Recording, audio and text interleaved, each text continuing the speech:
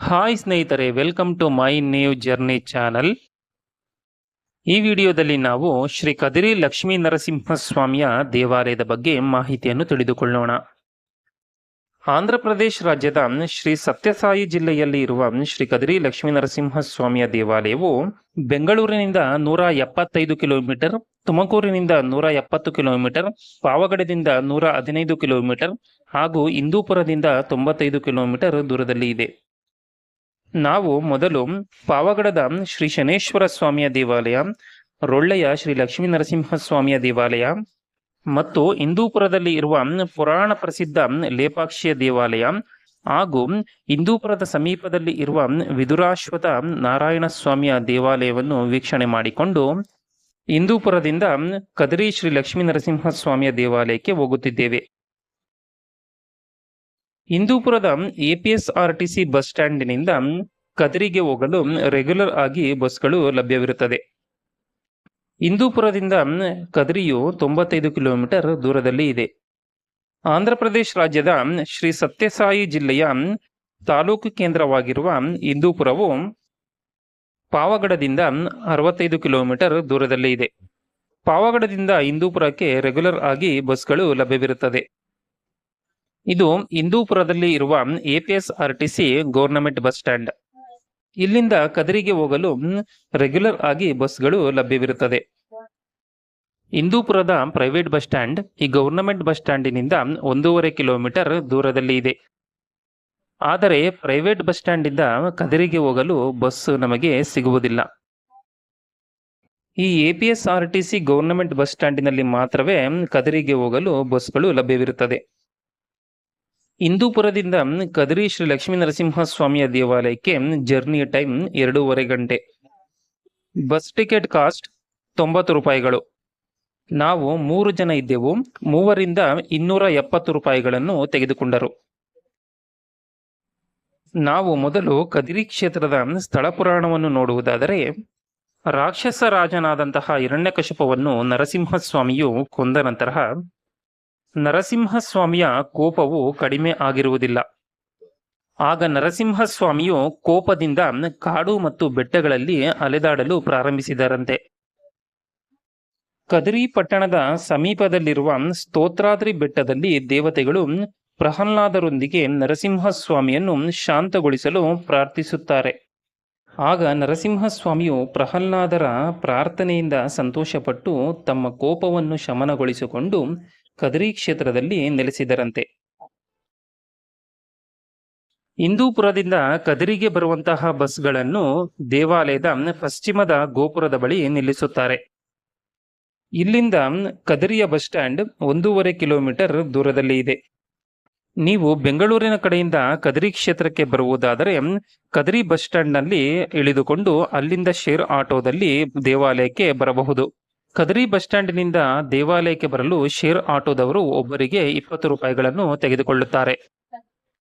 ಇದು ದೇವಾಲಯದ ಪಶ್ಚಿಮದ ಗೋಪುರ. ಈ ಪಶ್ಚಿಮದ ಗೋಪುರದ ಬಳಿ ಪೂಜಾ ಸಾಮಗ್ರಿಗಳು ದೊರೆಯುತ್ತದೆ. ತೆಗೆದುಕೊಳ್ಳ ಬಯಸುವವರು ತೆಗೆದುಕೊಳ್ಳಬಹುದು. ದೇವಾಲಯವು ಒಟ್ಟು 4 ಮುಖ್ಯ ದ್ವಾರಗಳನ್ನು ಒಳಗೊಂಡಿದ್ದು ದ್ರಾವಿಡ ವಾಸ್ತುಶಿಲ್ಪದ ಶೈಲಿಯಲ್ಲಿ ದೇವಾಲಯವನ್ನು ನಿರ್ಮಾಣ ಮಾಡಿದ್ದಾರೆ. ಈ ಕ್ಷೇತ್ರಕ್ಕೆ ಕದಿರಿ ಎಂದು ಹೆಸರು ಬರಲು ಕಾರಣ, ಕಾ ಎಂದರೆ ವಿಷ್ಣುವಿನ ಪಾದ, ಅದ್ರಿ ಎಂದರೆ ಬೆಟ್ಟ, ಪರ್ವತ ಎಂದು. ಆದ್ದರಿಂದ ಈ ಕ್ಷೇತ್ರಕ್ಕೆ ಕದಿರಿ ಎಂಬ ಹೆಸರು ಬಂದಿದೆ. ಮಹಾವಿಷ್ಣುವಿನ ಪಾದಸ್ಪರ್ಶದಿಂದ ಪುನೀತಗೊಂಡಿರುವ ಕ್ಷೇತ್ರ ಎಂದು ಸೂಚಿಸುತ್ತದೆ. ಮತ್ತೊಂದು ಮೂಲದ ಪ್ರಕಾರ ನರಸಿಂಹಸ್ವಾಮಿಯು ಕದಿರಿ ವೃಕ್ಷದ ಕೆಳಗೆ ಉದ್ಭವಿಸಿದ್ದರಿಂದ ಈ ಕ್ಷೇತ್ರಕ್ಕೆ ಕದಿರಿ ಎಂಬ ಹೆಸರು ಬಂದಿದೆ ಎಂದು ಹೇಳಲಾಗುತ್ತದೆ. ಈ ಕದಿರಿಯ ಕ್ಷೇತ್ರದಲ್ಲಿ ನರಸಿಂಹಸ್ವಾಮಿಯ ದೇವಾಲಯಗಳು ಒಂದು ಕದಿರಿ ಪಟ್ಟಣದಲ್ಲಿದ್ದರೆ ಇನ್ನೊಂದು ಕದಿರಿಯ ಬೆಟ್ಟದ ಮೇಲಿದೆ. ಕದಿರಿ ಬೆಟ್ಟದ ಮೇಲೆ ಇರುವ ಲಕ್ಷ್ಮೀ ನರಸಿಂಹಸ್ವಾಮಿಯ ದೇವಾಲಯವು ಕದಿರಿ ಪಟ್ಟಣದಿಂದ ಸುಮಾರು 5 ಕಿಲೋಮೀಟರ್ ದೂರದಲ್ಲಿ ಇದೆ. ಕದಿರಿಯ ಬೆಟ್ಟದ ಮೇಲೆ ನಾವು ಈಗಲೂ ಕೂಡ ನರಸಿಂಹಸ್ವಾಮಿಯ ಪಾದಗಳನ್ನು ನೋಡಬಹುದು. ನರಸಿಂಹಸ್ವಾಮಿಯ ಪಾದದ ಜೊತೆಗೆ ಸಪ್ತ ಋಷಿಗಳು ಇದ್ದಂತಹ ಗುಹೆಯನ್ನು ಕೂಡ ನಾವು ಕಾಣಬಹುದಾಗಿದೆ. ಕದಿರಿಯ ದಂತಕಥೆಯನ್ನು ಬ್ರಹ್ಮಾಂಡ ಪುರಾಣದಲ್ಲಿ ಉಲ್ಲೇಖಿಸಲಾಗಿದೆ. ರಾಕ್ಷಸರ ದಾಳಿಯಿಂದ ದೂರವಿರಲು ವೇದವ್ಯಾಸರು ಈ ಪ್ರದೇಶದಲ್ಲಿ ಗುರುಕುಲವನ್ನು ನಿರ್ಮಾಣ ಮಾಡಿಕೊಂಡು ನೆಲೆಸಿದ್ದರಂತೆ. ಅರ್ಜುನನು ಈ ಕ್ಷೇತ್ರದಲ್ಲಿ ತಪಸ್ಸನ್ನು ಆಚರಿಸಿದ್ದನು ಎಂದು ಹೇಳಲಾಗುತ್ತದೆ. ಕದಿರಿ ಲಕ್ಷ್ಮೀನರಸಿಂಹಸ್ವಾಮಿಯ ದೇವಾಲಯವು ನವನಾರಸಿಂಹ ಕ್ಷೇತ್ರಗಳಲ್ಲಿ ಪ್ರಮುಖವಾದ ಕ್ಷೇತ್ರ ಎನಿಸಿಕೊಂಡಿದೆ. ಇಲ್ಲಿ ಸ್ವಾಮಿಯು ಅಷ್ಟಭುಜ ನರಸಿಂಹರಾಗಿ ಹಿರಣ್ಯಕಶಿಪುವನ್ನು ಸಂಹರಿಸುತ್ತಿರುವ ರೀತಿಯಲ್ಲಿ ಸ್ವಯಂಭೂ ರೂಪದಲ್ಲಿ ಈ ಕ್ಷೇತ್ರದಲ್ಲಿ ಉದ್ಭವಿಸಿದ್ದಾರೆ. ಪ್ರಹ್ಲಾದರ ಸಮೇತ ಸ್ವಾಮಿಯು ಇಲ್ಲಿ ನೆಲೆಸಿದ್ದಾರೆ.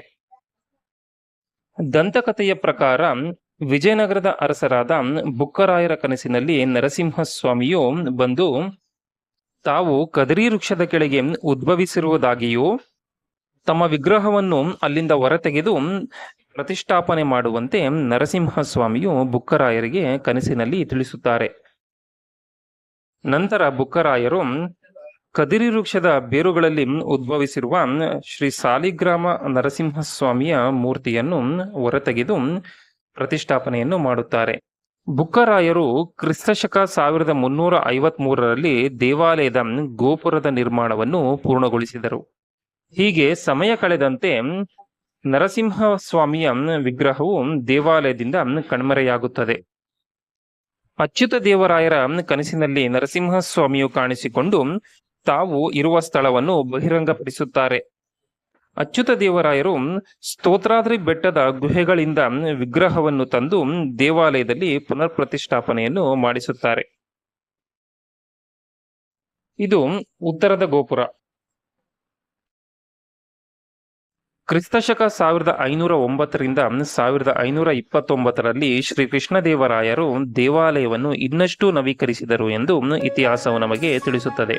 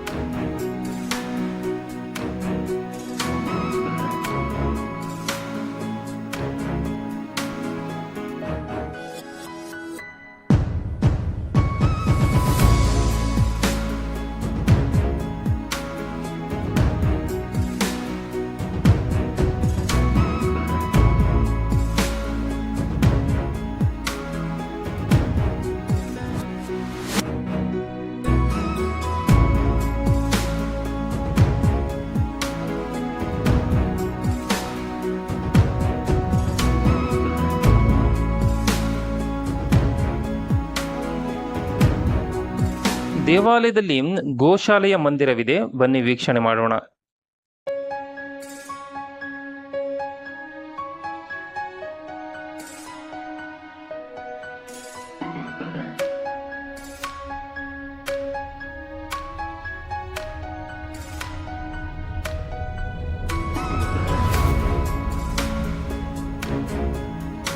ಈ ದೇವಾಲಯದಲ್ಲಿ ಇರುವ ನಾಗದೇವತೆಗಳಿಗೆ ಭಕ್ತಿಯಿಂದ ಪೂಜಿಸಿ ಹರಕೆಯನ್ನು ಮಾಡಿಕೊಂಡರೆ ಯಾರಿಗೆ ಸಂತಾನ ಭಾಗ್ಯವು ಇರುವುದಿಲ್ಲವೋ ಅಂಥವರಿಗೆ ಸಂತಾನ ಭಾಗ್ಯವು ಪ್ರಾಪ್ತಿಯಾಗುತ್ತದೆ ಎಂಬುದು ಭಕ್ತರ ನಂಬಿಕೆ.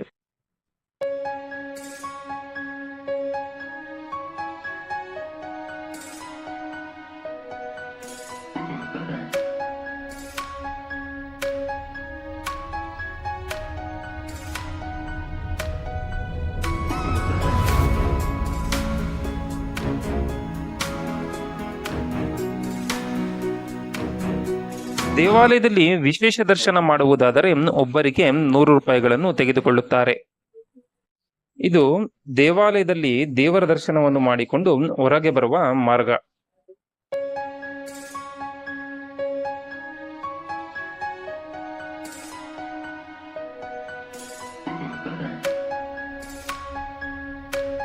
ಕದಿರಿಯ ನರಸಿಂಹಸ್ವಾಮಿಗೆ ಕಾಟಮರಾಯುಡು ಎಂದು ಕೂಡ ಕರೆಯುತ್ತಾರೆ. ಕಾಟಮ ಎಂದರೆ ಅಡವಿ, ಅಡವಿಯ ಅಧಿಪತಿ ಸಿಂಹ. ಆದ್ದರಿಂದ ನರಸಿಂಹಸ್ವಾಮಿಗೆ ಕಾಟಮರಾಯುಡು ಎಂದು ಕರೆಯುತ್ತಾರೆ. ಇದು ದೇವಾಲಯದ ಲಡ್ಡು ಪ್ರಸಾದ ಕೌಂಟರ್. ಸಣ್ಣ ಲಡ್ಡಿಗೆ 15 ರೂಪಾಯಿ, ಅಭಿಷೇಕದ ಲಡ್ಡಿಗೆ 75 ರೂಪಾಯಿ ಹಾಗೂ ಪುಳಿಯೋಗರೆ ಪ್ರಸಾದಕ್ಕೆ 10 ರೂಪಾಯಿಗಳನ್ನು ತೆಗೆದುಕೊಳ್ಳುತ್ತಾರೆ. ದೇವಾಲಯದಲ್ಲಿ ಅಗರಬತ್ತಿಗಳು ದೊರೆಯುತ್ತವೆ. ತೆಗೆದುಕೊಳ್ಳ ಬಯಸುವವರು ತೆಗೆದುಕೊಳ್ಳಬಹುದು. ದೇವರ ದರ್ಶನದ ವೇಳೆ ಮೊಬೈಲ್ ಹಾಗೂ ಕ್ಯಾಮೆರಾಗಳನ್ನು ದೇವಾಲಯದ ಒಳಗೆ ತೆಗೆದುಕೊಂಡು ಹೋಗುವಂತಿಲ್ಲ. ಲಾಕರ್ ವ್ಯವಸ್ಥೆ ಇರುತ್ತದೆ, ಉಪಯೋಗಿಸಿಕೊಳ್ಳಬಹುದು. ಒಂದು ಮೊಬೈಲಿಗೆ 10 ರೂಪಾಯಿಗಳನ್ನು ಲಾಕರ್ನಲ್ಲಿ ಇಡಲು ತೆಗೆದುಕೊಳ್ಳುತ್ತಾರೆ. ದೇವರಿಗೆ ತುಪ್ಪದ ದೀಪ, ಆರತಿ, ಪೂಜೆಯನ್ನು ಮಾಡುವವರು ಈ ಧ್ವಜಸ್ತಂಭದ ಬಳಿ ಮಾಡಬಹುದು. ದೇವಾಲಯದಲ್ಲಿ ನಮಗೆ ನರಸಿಂಹಸ್ವಾಮಿಯ ಜೊತೆಗೆ ಅಮೃತವಲ್ಲಿ ಅಮ್ಮನವರು ಮತ್ತು ಆಂಡಾಳಮ್ಮನವರು ನಮಗೆ ದರ್ಶನವನ್ನು ನೀಡುತ್ತಾರೆ.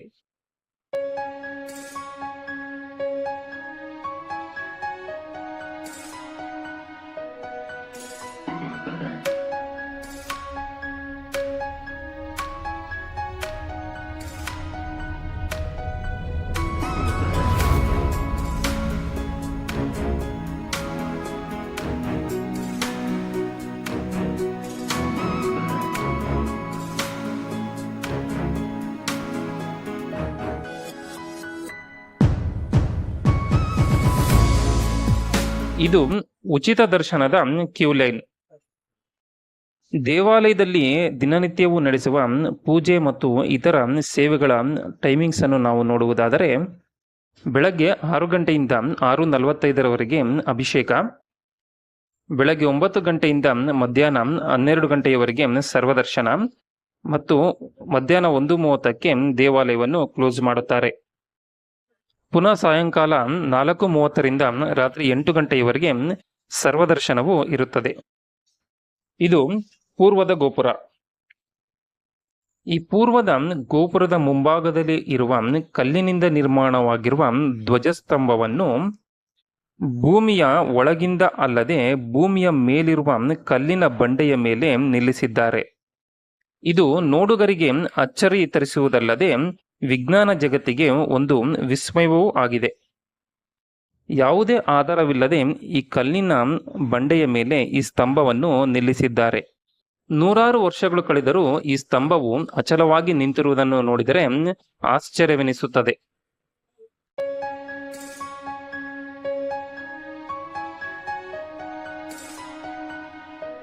ಈ ದೇವಾಲಯದ ಮತ್ತೊಂದು ಕುತೂಹಲಕಾರಿ ಸಂಗತಿ ಎಂದರೆ, ದೇವರಿಗೆ ಅಭಿಷೇಕವನ್ನು ಮಾಡಿದ ನಂತರ ದೇವರ ವಿಗ್ರಹದಿಂದ ಬೆವರು ಬರುತ್ತದೆ.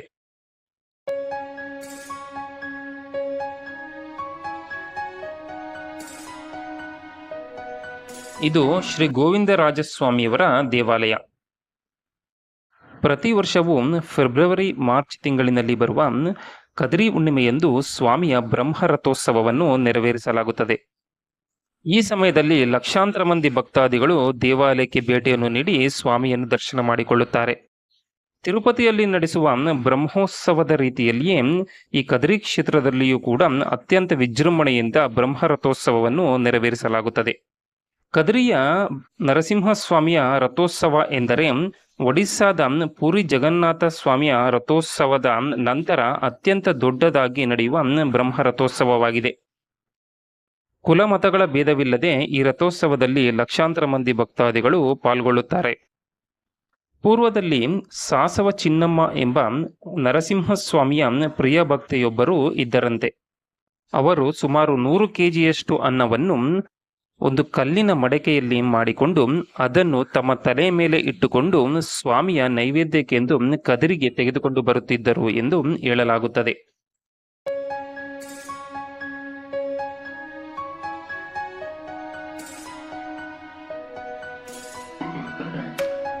ಇಲ್ಲಿ ಕಲ್ಲಿನ ಮಡಕೆಯು ಕಾಣುತ್ತಿದೆಯಲ್ಲ, ಇದರಲ್ಲಿಯೇ ಚಿನ್ನಮ್ಮನವರು ಸ್ವಾಮಿಗೆ ನೈವೇದ್ಯವನ್ನು ತೆಗೆದುಕೊಂಡು ಬರುತ್ತಿದ್ದರು ಎಂದು ಹೇಳಲಾಗುತ್ತದೆ. ಇಂದಿನ ಕಾಲದ ಜನರು ಎಷ್ಟು ಬಲಿಷ್ಠರು ಮತ್ತು ಶಕ್ತಿವಂತರಾಗಿದ್ದರು ಎಂದು ನಮಗೆ ಇದರಿಂದ ತಿಳಿದು ಬರುತ್ತದೆ. ನರಸಿಂಹಸ್ವಾಮಿಯ ಪ್ರಿಯಭಕ್ತೆಯಾದ ಸಾಸವ ಚಿನ್ನಮ್ಮನವರ ದೇವಾಲಯವು ಕಲ್ಯಾಣಿಯ ಬಳಿ ಇದೆ. ಅದನ್ನು ನಾನು ನಂತರ ತೋರಿಸುತ್ತೇನೆ. ಇದು ದೇವಾಲಯದ ಶಾಸನಗಳು. ಇದು ಇಂದಿನ ಕಾಲದಲ್ಲಿ ನೀರನ್ನು ತುಂಬಿಸಲು ಉಪಯೋಗಿಸುತ್ತಿದ್ದ ಕಲ್ಲಿನ ತೊಟ್ಟಿ.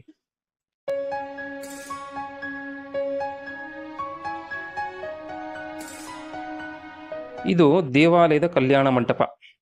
ಈ ದೇವಾಲಯದ ಉತ್ಸವ ಮೂರ್ತಿಯನ್ನು ವಸಂತ ವಲ್ಲಭ ಉತ್ಸವ ಮೂರ್ತಿ ಎಂದು ಕರೆಯುತ್ತಾರೆ. ಭೃಗು ಮಹರ್ಷಿಗಳಿಗೆ ನರಸಿಂಹಸ್ವಾಮಿಯು ಪೂಜೆಗೆಂದು ಕೊಟ್ಟಿದ್ದರು ಎಂದು ಹೇಳಲಾಗುತ್ತದೆ. ವಸಂತ ಋತುವಿನ ಸಮಯದಲ್ಲಿ ಮೂರ್ತಿಯನ್ನು ಸ್ಥಾಪಿಸಲಾಗಿದೆ. ಆದ್ದರಿಂದ ವಸಂತ ವಲ್ಲಭ ಮೂರ್ತಿ ಎಂದು ಕರೆಯುತ್ತಾರೆ. ರಥೋತ್ಸವದಲ್ಲಿ ನಿರ್ಮಾಣವಾಗುವಂತಹ ರಥವು ಸುಮಾರು 120 ಟನ್ಗಳಷ್ಟು ಭಾರ ಮತ್ತು 45 ಅಡಿಗಳಷ್ಟು ಎತ್ತರವಿರುತ್ತದೆ. ಕದ್ರಿ ಕ್ಷೇತ್ರಕ್ಕೆ ಆಂಧ್ರ ಪ್ರದೇಶದಿಂದ ಮಾತ್ರವಲ್ಲದೆ ನಮ್ಮ ಕರ್ನಾಟಕದಿಂದಲೂ ಅನೇಕ ಮಂದಿ ಭಕ್ತಾದಿಗಳು ದೇವಾಲಯಕ್ಕೆ ಭೇಟಿಯನ್ನು ನೀಡುತ್ತಾರೆ. ನಮ್ಮ ಕರ್ನಾಟಕದ ಅನೇಕ ಮಂದಿ ಭಕ್ತಾದಿಗಳಿಗೆ ಸ್ವಾಮಿಯು ಕುಲದೇವರು ಆಗಿದ್ದಾರೆ. ಇದು ದಕ್ಷಿಣದ ಗೋಪುರ. ಕರ್ನಾಟಕದಿಂದ ಈ ಕದಿರಿಯ ಕ್ಷೇತ್ರಕ್ಕೆ ಅನೇಕ ಮಂದಿ ಭಕ್ತಾದಿಗಳು ಭೇಟಿಯನ್ನು ನೀಡುವುದರಿಂದ ಇಲ್ಲಿನ ಕೆಲವು ಸ್ಥಳೀಯರಿಗೆ ಕನ್ನಡ ಭಾಷೆಯು ಕೂಡ ಬರುತ್ತದೆ. ಶ್ರಾವಣ ಮಾಸ, ನರಸಿಂಹ ಜಯಂತಿ, ವೈಕುಂಠ ಏಕಾದಶಿ ಎಂದು ದೇವಾಲಯದಲ್ಲಿ ವಿಶೇಷ ಪೂಜೆಯನ್ನು ನೆರವೇರಿಸಲಾಗುತ್ತದೆ. ಈ ಸಂದರ್ಭದಲ್ಲಿ ಸಾವಿರಾರು ಮಂದಿ ಭಕ್ತಾದಿಗಳು ದೇವಾಲಯಕ್ಕೆ ಭೇಟಿಯನ್ನು ನೀಡುತ್ತಾರೆ.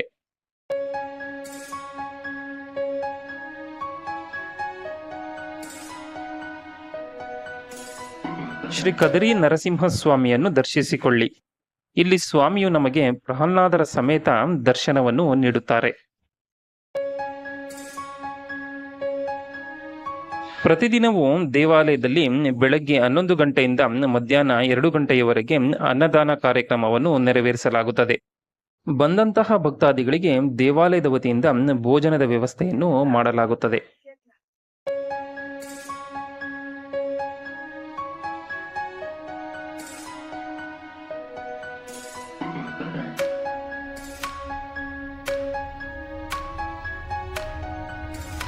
ಇದು ಪ್ರಭು ಶ್ರೀರಾಮಚಂದ್ರರ ದೇವಾಲಯ. ಸೀತಾಮಾತೆ, ಲಕ್ಷ್ಮಣ ಹಾಗೂ ಹನುಮಂತರ ಸಮೇತ ಶ್ರೀರಾಮಚಂದ್ರರು ನಮಗೆ ದರ್ಶನವನ್ನು ನೀಡುತ್ತಾರೆ. ಈ ದೇವಾಲಯವು ನರಸಿಂಹಸ್ವಾಮಿಯ ದೇವಾಲಯದ ಮುಂಭಾಗದಲ್ಲಿಯೇ ಇದೆ. ಬನ್ನಿ ಶ್ರೀ ಪ್ರಭು ರಾಮಚಂದ್ರರನ್ನು ದರ್ಶನ ಮಾಡಿಕೊಳ್ಳೋಣ.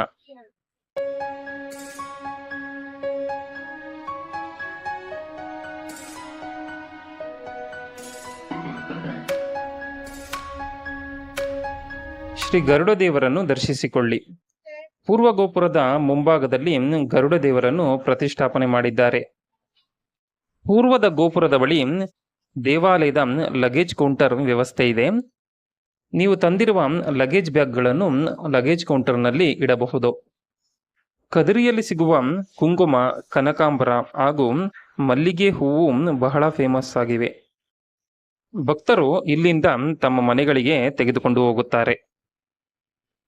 ಬಂದಂತಹ ಭಕ್ತಾದಿಗಳಿಗೆ ಅನುಕೂಲವಾಗಲೆಂದು ದೇವಾಲಯದ ವತಿಯಿಂದ ವಸತಿ ಸೌಕರ್ಯವನ್ನು ಮಾಡಿದ್ದಾರೆ. ತಲೆ ಕೂದಲನ್ನು ತೆಗೆಸುವುದಾಗಿ ಹರಕೆ ಹೊತ್ತಂತಹ ಭಕ್ತಾದಿಗಳು ತಮ್ಮ ತಲೆ ಕೂದಲನ್ನು ಸ್ವಾಮಿಗೆ ಸಮರ್ಪಿಸುತ್ತಾರೆ.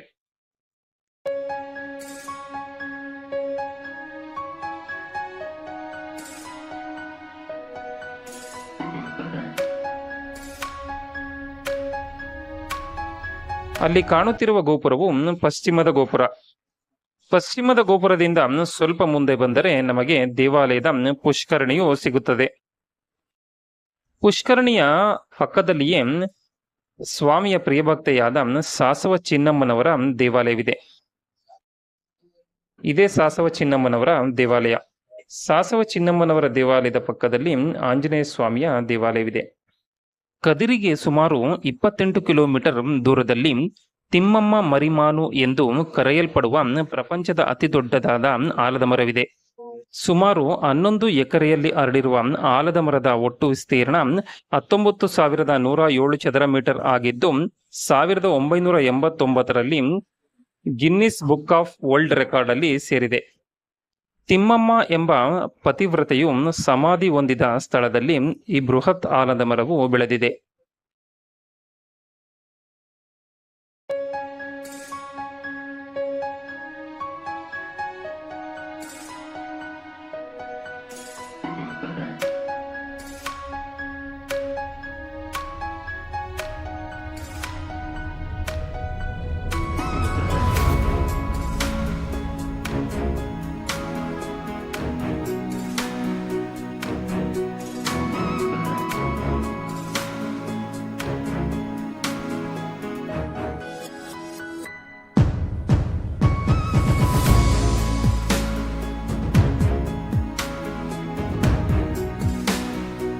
ಬನ್ನಿ ಸಾಸವಲ ಚಿನ್ನಮ್ಮನನ್ನು ದರ್ಶನ ಮಾಡಿಕೊಳ್ಳೋಣ.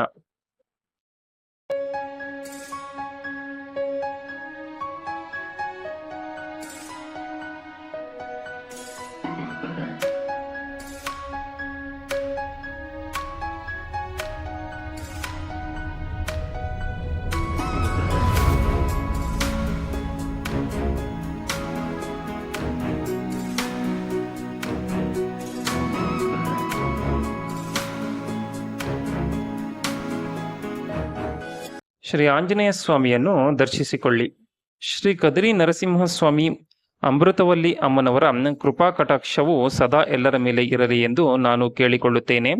ಈ ವಿಡಿಯೋ ನಿಮಗೆ ಇಷ್ಟವಾಗಿದ್ದರೆ ಲೈಕ್ ಮಾಡಿ, ಶೇರ್ ಮಾಡಿ, ಹಾಗೆ ಸಬ್ಸ್ಕ್ರೈಬ್ ಮಾಡಿಕೊಳ್ಳಿ. ಧನ್ಯವಾದಗಳು.